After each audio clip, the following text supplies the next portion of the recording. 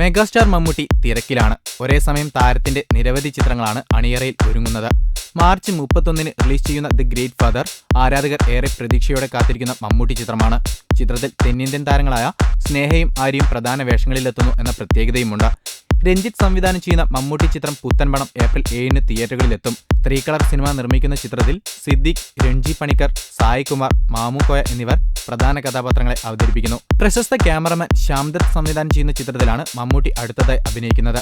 കട്ടപ്പനയിലെ ഋത്തിക് റോഷനിലൂടെ ശ്രദ്ധേയനായ വിഷ്ണു ഉണ്ണികൃഷ്ണനും ഹരീഷ് കണാറിനുമാണ് മറ്റ് പ്രധാന അഭിനേതാക്കൾ. ക്യാമ്പസ് പശ്ചാത്തലത്തിൽ ഒരുങ്ങുന്ന ചിത്രത്തിൽ കോളേജ് അധ്യാപകന്റെ വേഷമാണ് മമ്മൂട്ടിക്ക്. ശ്യാംദർ സംവിധാനം ചെയ്യുന്ന ചിത്രത്തിലാണ് മമ്മൂട്ടി ഇപ്പോൾ അഭിനയിച്ചുകൊണ്ടിരിക്കുന്നത്. 7th ഡേക്ക് ശേഷം ശ്യാംദർ സംവിധാനം ചെയ്യുന്ന ചിത്രത്തിൽ അധ്യാപകരെ പഠിപ്പിക്കുന്ന അധ്യാപകന്റെ റോളിലാണ് മെഗാസ്റ്റാർ എത്തുന്നത്.